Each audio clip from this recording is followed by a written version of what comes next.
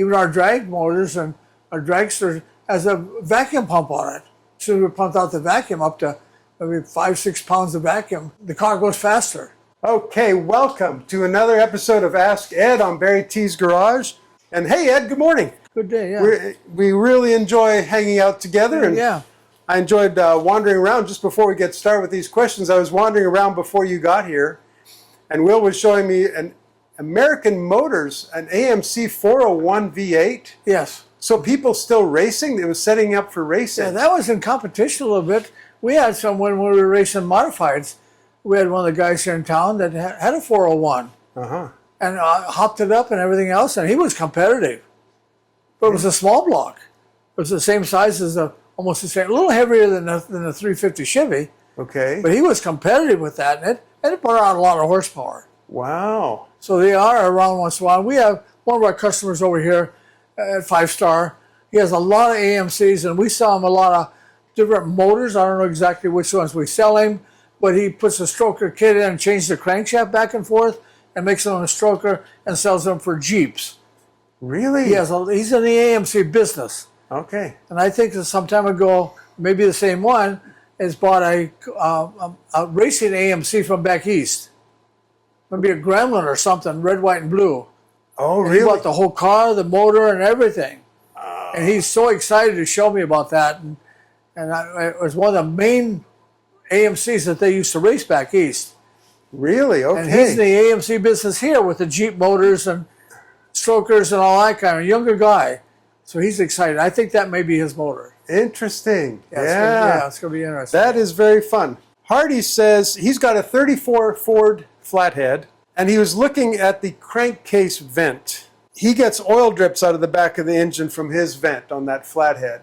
I know that oil drips in the back of the engine. He says where the main seal... Well, the main seal, I don't think that motor he has a rear main seal. It's got a couple of slingers made on the crankshaft. Okay. Usually there's one slinger. That means there's a little edge made on the crankshaft, a disc made on the crankshaft that the oil has to pass from the main bearing up over that disc and then get back to the rear main seal. His motor might have 2 discs in there, and then they interchange like that. Okay. So the oil has to travel before this, and they think that's enough for seal. Oh, yeah. So I'm not sure if he's getting so much blow-by or pressure in the engine, if he's got a lot of miles on it, he's getting pressure in the engine, that pressure will actually make that oil go past those slingers more than a rear main seal. Okay. Right. On that early motor. So the early design can't keep up when it's... They can't keep up with with any kind of high-performance motor part of it. Right. But I don't know if I want to encourage him to put one on the side of the oil pan. Okay. Yeah. Because he still has pressure. He needs to think about getting rid of the pressure in the engine. And I would look more at that of putting a PVC valve in it. Okay. Really, I would. Somehow getting the intake manifold in one end or the other and drilling a hole in it, maybe a 1-inch hole, and putting a grommet in it and put a PVC valve. Okay. PVC valves are running on a motor all the time. Yeah. And all motors, and they don't leak or anything, but that would suck that pressure out of the crankcase. Yeah. Other than just letting it be in there. Okay. Now, if he doesn't want to add a PCV, would he? What causes too much pressure in the crankshaft? Blow by past the pistons. Okay. So maybe the rings are worn? Yeah, probably. Or a little out, yeah. That'd be an obvious place to look? Yeah. Mm-hmm. Okay. And if he's running it real hard, he's going to get more pressure out of it, something like this. Even our drag motors and our dragster has a vacuum pump on it. Mm-hmm. And we pump out vacuum. As soon as we pump out the vacuum up to maybe 5-6 pounds of vacuum, the car goes faster. Okay. Interesting. So that's extreme. Yeah. On our brand new motors. Huh. And we still run a vacuum pump on them. And you can hide that PVC valve. You don't have to stick it out where everybody looks at it and thinks, run the fuel pump someplace, the fuel pump body, the tower for the fuel pump. Yep. Put it in there somewhere or something. Yeah, you kind of hide even a cap on top of the fuel pump where you put your oil in. Yep. It's on top of the fuel pump tower. Fix it in there someplace, and I think it'd be fine. Yeah. Okay. Okay, good. John Eubanks, I think it is. Somehow they were talking about putting needle bearings in place of standard cam bearings. So then his question about that is, what does that do to oil pressure? Because in his mind, a needle bearing has more ability for oil to get past it. Needle bearings in a caged, steel cage. That plugs that hole. So he's imagining an open bearing. Yeah, maybe. open bearing, and of course you can't control oil pressure with open bearing. But the needle bearings are on a cage. Okay. And they're all assembled, and you put the whole cage in. So sometimes we found this out on a small block Chevy or something. We'd put our bigger ones in, the same size as a big block, a 427 cam bearing, Okay. and drill that out yet. So now our camshafts, even a small block, has got big block bearings on them, and we can get a higher lobe. Okay, Because right. the small lobe, you can't get the thing in the small hole. Right. So the Now to bigger. make the bigger cam bearings with rollers, now you can slide a huge camshaft. Huge list of some of our camshafts in the junior fuel car. It's got almost 900 lift. So are you able to? Through a rocker arm ratio too. You got to figure that in there. Yeah. But okay, so I didn't know this. I don't think we've talked about this. So a small block Chevy, you can drill out that cam hole that big? Yes. It's okay. It's just a casting. Yeah. Okay. Yeah. Yeah, so then that raises the cam. You can get more lift. Yeah. Even though if you pressed it on there, you'd want to drill a teeny hole in that bearing, right over that oil hole in the block. Mm-hmm. So just enough that oil pressure would squirt in there and oil that bearing, Yes. that needle bearing. Sure, of course you have to do that. John, that was a great question. It's good we covered that. I don't know how we missed talking about that before, but I don't know. it's always There's so something many else. things. So many things. We'll try to cover them all someday. We'll get there. Yeah. Amos, I think is how it'd be pronounced. He said, would you please ask Ed to explain the proper way to split and block an exhaust manifold on a Chevy 216 235? That's a straight 6, right? Yeah, yeah. Where to put the splitter on the Oh, exhaust? the extra pipe. Yeah. Yeah. You'd want to put it in the back of the engine, of course, Okay. and keep the front of the engine. But I have one of those manifolds done here. We would never cut a 6-cylinder manifold in two Okay. and block it. No, No. never do that. Okay. You go on the back side of the exhaust manifold Yeah. and cut a 1/4-inch slot in it. Okay. Maybe whatever you want to, the 1/4-inch slot, maybe the whole length of the manifold. And then you take a piece of steel, 1/4-inch steel, and grind it down, little curves on the side a little bit. It's a spacer, and drive it in that hole. Okay. And that splits the manifold from the front to the back. Okay. Now you put a divider in there, and then weld up the hole. The manifold's the same, all the bolts will line up, and nobody knows the difference. Okay. You split it, now you got the front half trying to get the bolts and gaskets in it, and the back half trying to get bolts and gaskets, and they'll never line up. Okay. They're always going one way, you got two big pieces flopping around and trying to get them to the motor. But if you just split the back, 1/4-inch, and piece of steel and drive it in there, Okay. and cover that, divide the front from the back as best you can. No big deal if it's not totally. Okay.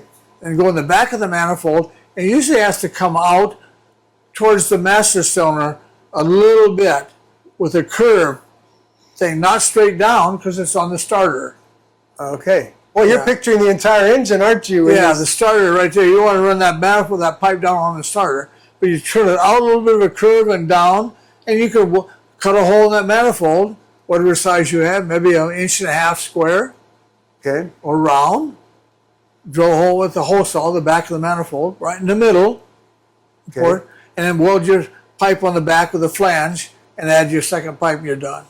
Fairly easy. Okay. Yeah, That's a good description. yeah. Okay. I hope that answers your questions, and it's easy to do. Yeah. Don't be scared, but do not cut the manifold in two and Keep put it two in one blocks piece. on it. Yeah. Okay. I Yeah, got that's you. you won't be happy. You'll be sorry. Yeah, you'll be sorry. Okay. Herbie's Nerd says, would you please ask Ed, why do some supercharged drag race engines, and the gasoline engines, he says, they idle and lunge like crap, while other ones idled smooth just fine? What's going on? Why are some different? Usually depends on his camshaft, how big a camshaft he has in it. There's no reason on idle to do that, but blown motors, they end up such big volume in the blower and volume in the intake manifold. That's a big space in there. Yeah. Then you got a piston sucking on this side, this 1, 8, 4, 3, 6, 5, 7, 2, sucking all of that, and it ain't gonna run smooth. Because they're sucking and blowing and Yeah, pushing just and sucking all shoving. this big volume, so I don't know what kind of mixture they're even getting. Yeah. Okay. It's just the opposite of some of these tuned port ram injection manifolds, like a 302 Ford. The manifold, I love those things. They're about this big. The pipes are so cool, all aluminum. That whole manifold. Oh, yeah. Each little pipe, and they're small. And that thing will idle so smooth. But the big thing is to suck it all out of a big box. Right. And then you got the blower in there trying to a little bit overblown, so it's got some pressure in there idle. Yeah. At the same time, so it's a whole mixture of things. Now, what's happening now? We're talking about idle. Yeah. What happens once it's going down the track? Well, it starts sucking normal Okay. and runs just fine. Yeah. Yeah. Okay. There you Yeah, go. it's kind of, and people enjoy that rumpty. Sometimes you see them in the pits driving a car and it spins the wheels and don't, and spin the wheels and don't. It's got that much surge. Wow. Yeah.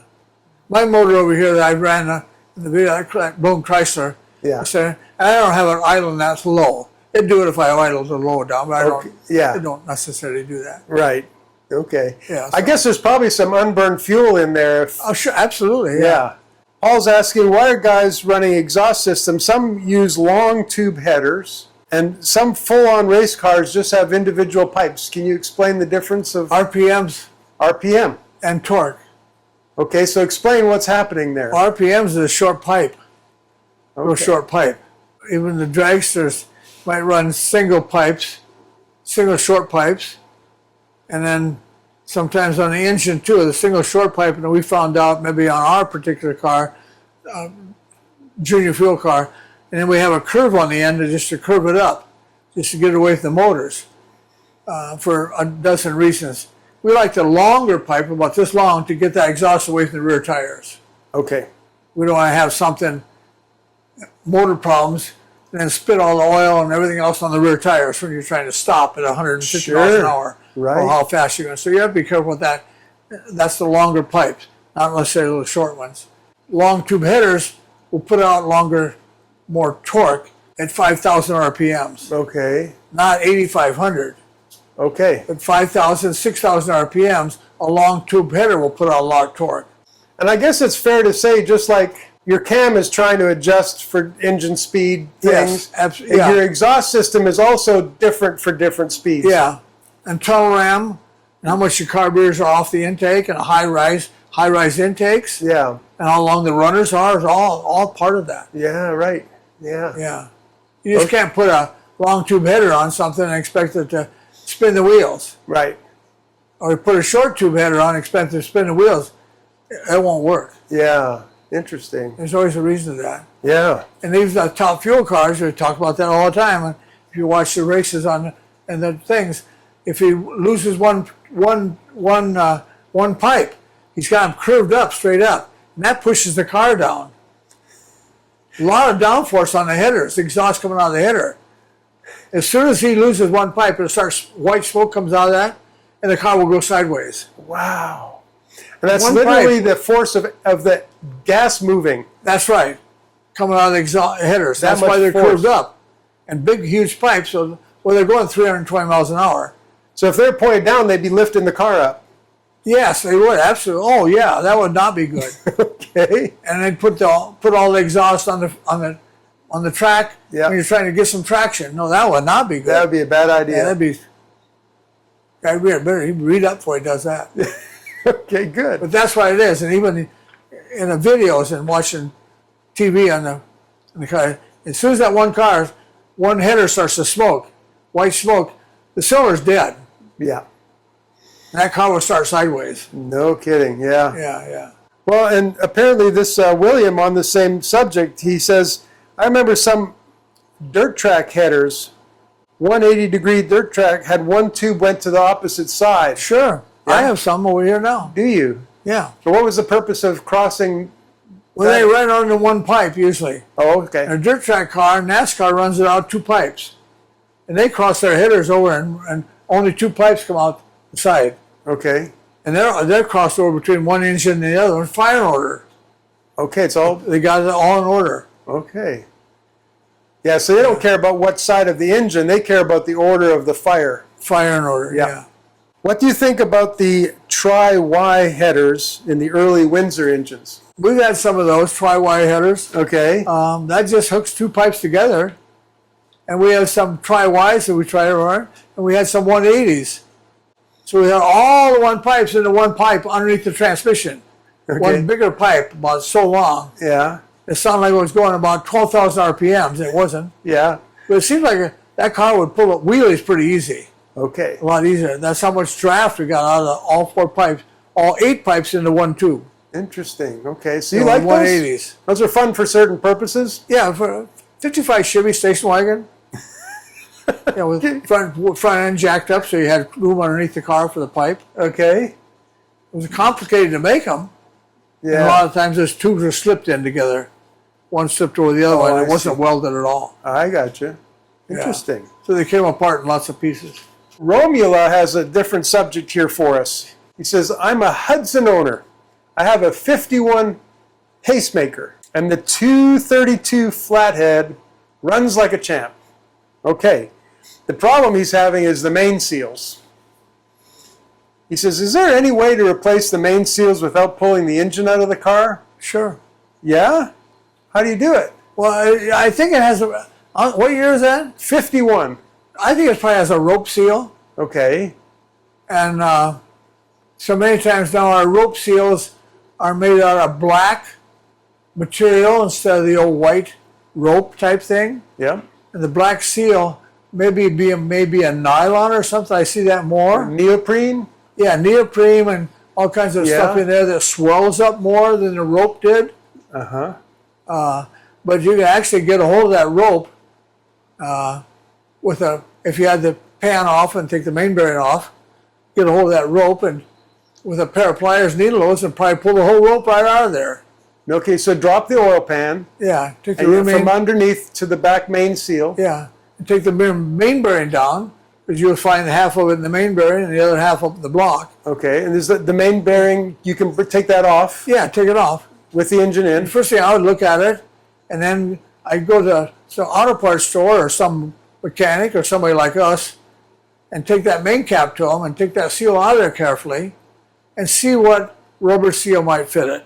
Uh-huh. I think there's maybe someplace in Google what rear main rubber seals retrofit the early cars. Okay. So I think maybe the Lincoln, maybe it takes a Oldsmobile 455 seal and you cut a 1/4 inch off both ends of the rubber seal and it slides in there. I think there's a reference someplace. We have one over here, a piece of paper that any of those older motors, what rubber seal replaces the rope seal. Of course, you put a little silicone on both ends, seal it back up again. Interesting. Well, that's good news. Yeah, that's So Romula Scott, there you are. yeah. Keep that Hudson running Yeah. without leaking. Thomas is asking, do you remember the 3030 Duntov cam? Wasn't much of a camshaft. Wasn't that much of a deal? Maybe in 57 it A lot of was. duration and no lift. Oh, It really? rattled around a lot, but didn't go anywhere. Huh. And it was just 30-30 meant you adjust the valves at 30 thousandths on both things. That's all it was. That's what that was. And it's pretty quite noisy. And it seemed like those cams, I have no idea. You bought a Corvette with a 30-30 cam in it, stock originally. Yeah. And a little rough, maybe 2 4-barrels or something. And you adjust the valves every 2 weeks. You keep track of them. If you miss 1 week and it becomes a little rattly and noisy, you never get the rattle out of it again. Oh, no. So I don't know, was the rock rounds war? 30,000 is a lot for that rock round to be banging on a valve. Yeah. And there's no reason why you wouldn't adjust them at 20, 25.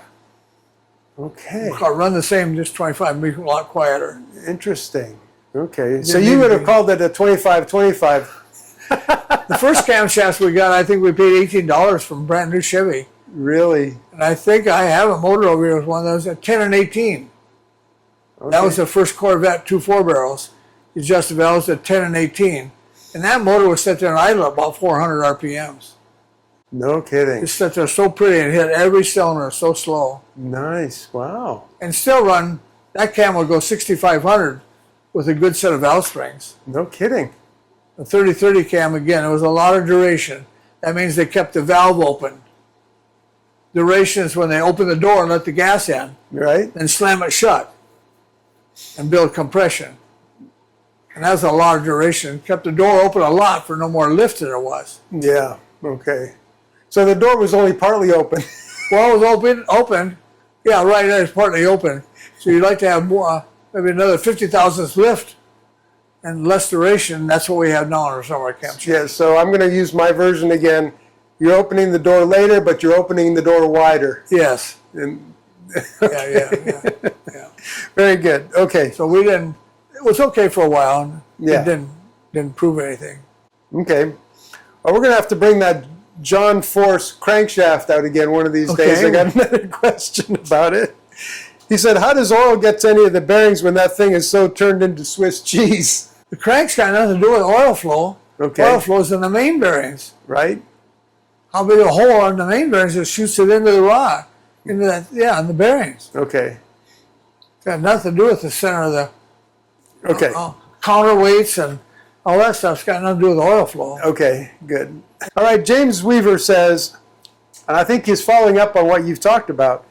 He said, I put a degree wheel on the crank to see the difference between a 5.2 rod and a 5.7 rod. The dwell time on the TDC, top dead center, was an eye-opener. It was surprising. A little bit changed it that much. Yeah. Yeah, it does. And that's like sometimes people don't understand. You put a degree wheel on it again, and he did that. Yeah. Is that if you change that thing a little bit, rotation of the crank and how much the valve moves, you'll find that on a degree wheel. Mm-hmm. But again, sometimes I don't like, I see so many people with degree wheels, and each to his own. Yeah. Again, my whole theory is you bought a camshaft and you ordered it, and it's too late to put a degree wheel on it unless you want to make sure the manufacturer did it right. Okay. You can send it back for warranty. Yeah. It's not like exactly like you want to every degree. Right. Other than that, you go to advance the camshaft and make it spin the wheels, or retard the camshaft and make it go 300 miles an hour. Either advance or retard it or buy a new cam. Right. Okay. That's your choice. Those You don't are have options. you don't have a choice. Yeah. Yeah. Yeah. Okay. Or change the lifter, rocker arm ratio. Right. Okay. Not much choice. So when you're trying to work all this out, Yeah. do you start with the crankshaft and the rod first, and then figure out your cam later? How do you build something and figure out a new thing? Usually with experience. Yeah. You've tried something and it worked, and you tried something else that worked better. That's how you build the engines. Now you're onto something, right? Yeah, you're on something. Okay. Yeah. Lawn Boy says, I'd like to know Ed's opinion on oil viscosity. There are some ultra-thin viscosity grades recommended now. But as soon as you close that clearance on the crankshaft, from 2000s, the crankshaft banging on the crank, every revolution, you turn that down to a 1000th. Then you got rid of that harmonics and vibration. Yep. And now the motor is tight, and it runs more like an electric motor. Nice and smooth with no vibration. Mm-hmm. And the horsepower went right up. Okay, but also you need thinner oil to fit in that clearance. Zero weight oil. Right. Yeah, zero weight oil. And you want the oil to go in there and leave. Don't hang around. A lot of side clearance. Yeah. And then that oil, the zero weight oil goes back, cools off, comes back around again, and does its job. Okay. So on the viscosity question, if you have an older engine You better. You better put thicker oil in. That's right. Exactly right. Okay, because that thin oil is never going to be around It's never long going to enough. be. It'll come apart. Barry, please ask Ed. I've got a '79 Ford. Okay, we know that's the smog years. 351 Windsor, and that motor won't spin the tire. Was my timing gear retarded at factory? I feel like we've kind of talked about this. If so, will the Coyote aftermarket timing kit set at 0 degrees, or should I advance it 2 degrees? He says, thank you. It's Rob that's asking. 2 degrees. If you you can buy a timing chain with the slots in it, Okay. agree and retard. That Windsor, 351 Windsor, it should spin the wheels. Even a 79 setup? Yeah, but I would advance if he's going. He's going to tear it apart. He's ready to do I would something. advance the camshaft at least 2 degrees or 3. Okay. Then I would reach the carburetor up. Okay. Check the jets in the carburetor. It's probably got a 2-barrel on it. I don't think it's got a 4-barrel. A 4-barrel would have dual exhaust, 351 Windsor dual exhaust. Yeah. And 4-barrel. Okay. And that should run really well. But if it's a 2-barrel and stock carburetor, nothing wrong with stock carburetor, but I would check the jets in the carburetor. Okay. I've had some of those carburetors have 40 jets in them, 42s. Okay. And I'd like to have them around 60. Okay. Then bump the timing up a little bit. Maybe put the timing at 10 degrees at least. So you're advancing the timing cam, you're advancing the ignition timing, Yeah, and put more fuel in a it. little more fuel. Yeah, and it should spin the wheels Okay. quite a bit, yeah. Yeah. I feel like in 79, you're the expert. They were a little bit It seems like a trying to get through emissions and things. single exhaust probably. And they didn't know what they were doing. Yeah, right.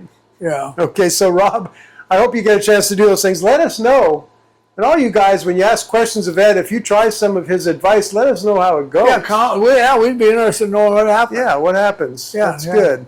Yeah. Well, Ed, thank you so much for your opinion. Okay, good. And we know that everybody has their own experience, their own opinion, but you've shared yours. Yeah, good. So yeah. thank you. Good, thanks much. Thanks for joining us. We'll see you on the next one. Okay, good. Hey, thank you guys for supporting the channel. And I know you all love Ed Smith a lot, and he is a character and a great guy.